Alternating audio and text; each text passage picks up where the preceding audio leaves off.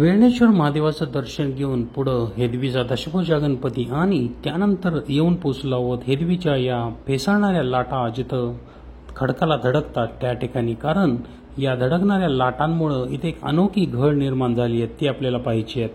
आणि या गोष्टी तुम्हाला शक्यतो भरतीच्या वेळीच पाहायला मिळतात. कारण पूर्णतः गुहेसारखा झालेला भाग आणि त्यातून येणाऱ्या लाटेचं पाणी या सर्व गोष्टी एक वेगळीच अनुभूती देतात.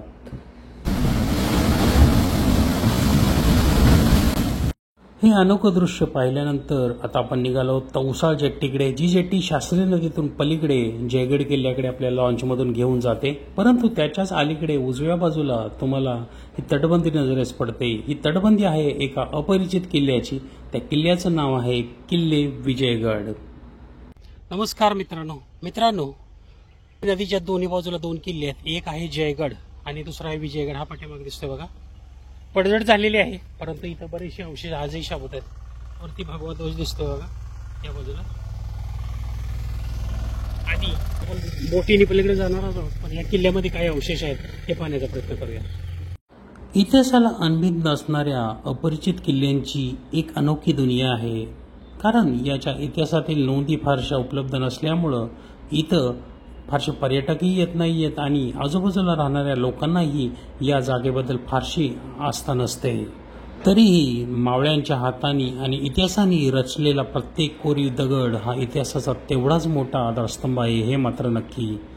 या किल्ल्यामध्ये प्रवेश केल्यानंतर तुम्हाला भव्य आकाराचा तट रस्त्याच्या बाजूला दिसतो आणि इथून खाली जाणाऱ्या पायऱ्या आहेत.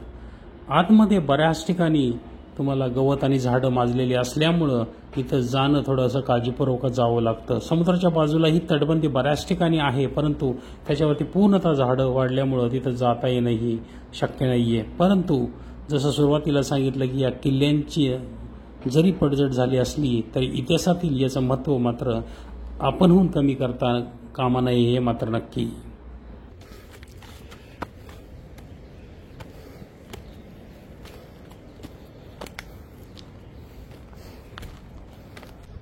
एक छोटेखानी किल्ला आहे हा.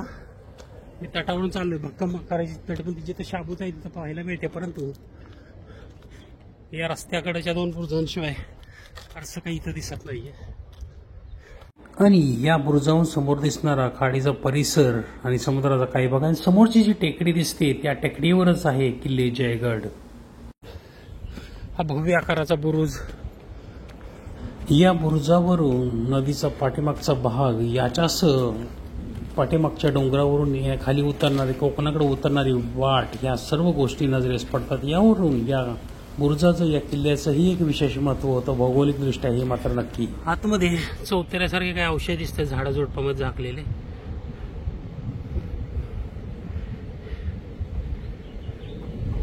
हे बघा.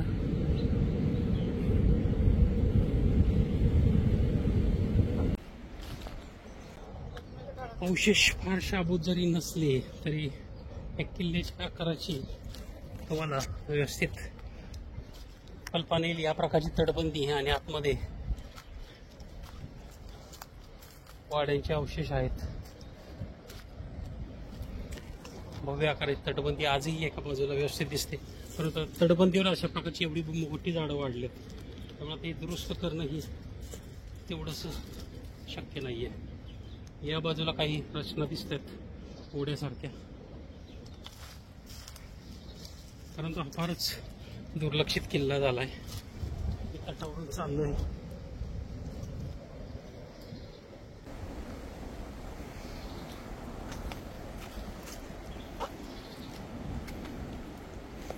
तटावरच या अशा प्रकारची झाडं वाढलेत.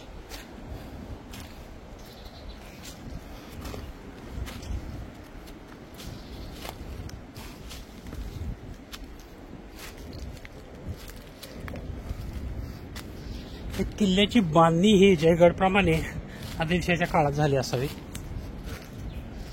या बाजूला तर तटबंदी पूर्णतः पडलेली आहे.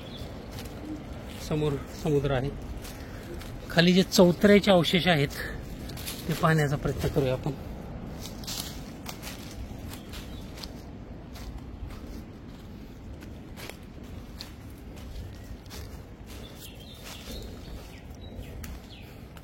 बघा आजही व्यवस्थित असे दगडी चौतरे पाहायला मिळतात इथं. केळीची झाडं आता वाढलीत.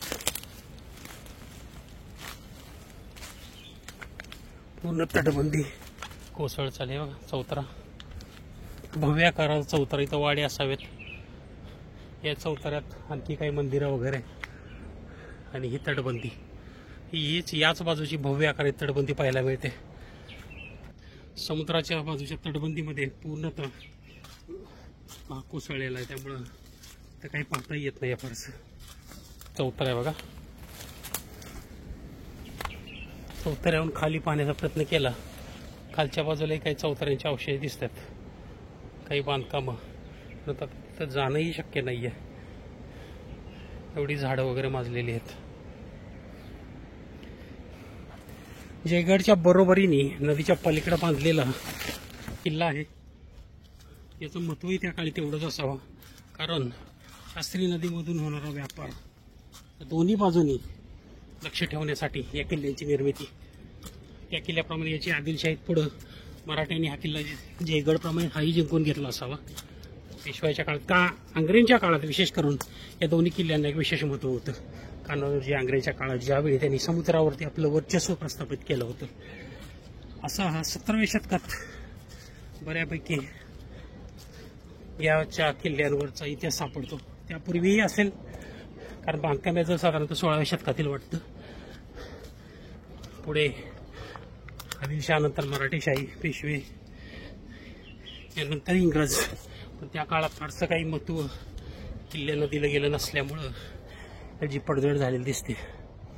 समोरच्या बाजूला असणारा जयगड, त्याचा जर भौगोलिक परिस्थिती आपण पाहूच तिथं गेल्यानंतर, परंतु तिथून पाहण्याचा प्रयत्न केला तर त्याच्या टप्प्यात पूर्ण समुद्राचा परिसर येतो. परंतु इथून या बुरुजावरून पाहिलं तर तुम्हाला शास्त्री नदीचं पात्र नजरेस पडतं. समोर दिसतंय बघा दूरवर.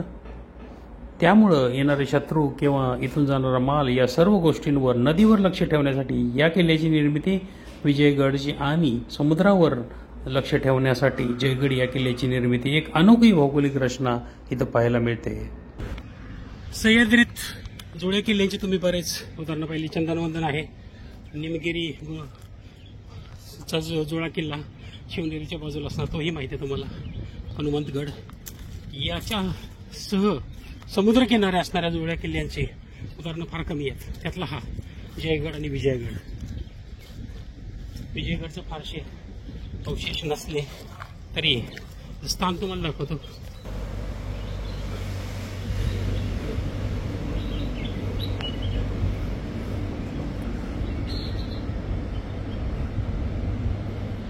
शास्त्री नदीची भव्य असे काठी आणि इथूनच वरती जाणारा माल, याच्यावरती दोन्ही बाजूनी लक्ष ठेवण्यासाठी असलेली ही किल्ल्याची निर्मिती. मला समुद्र आणि नदी या दोन्ही गोष्टी दाखवण्याचा प्रयत्न करतो आता. समोर जो भाग दिसतोय तिथं शास्त्री नदी समुद्राला मिळते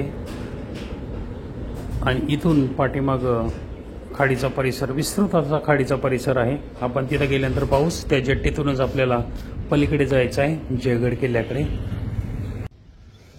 चला तर मित्रांनो, मग इतिहासातील एक महत्त्वाच्या जागेवर आपण आलो. फारसे अवशेष जरी नसले तरी प्रत्येक कोरीव दगड स्वराज्यातला, इतिहासातला आपल्यासाठी महत्त्वाचा आहे. शास्त्री नदी तुम्हाला जसं सांगितलं, त्या बाजूला समुद्र, बरोबर ह्या बाजूला नदी आहे बघा शास्त्री नदी, आणि याची खाडी भव्य आकाराची, दोन्ही बाजूची डोंगराची रांग, त्या दोन्ही डोंगराच्या रांग टेकडीवर दोन्ही बाजूला असणारे दोन किल्ले, असं या किल्ल्याचं महत्त्व होतं. चला तर मग अशाच किल्ल्याच्या वाटेवर परत भेटत राहू. तोपर्यंत धन्यवाद, नमस्कार.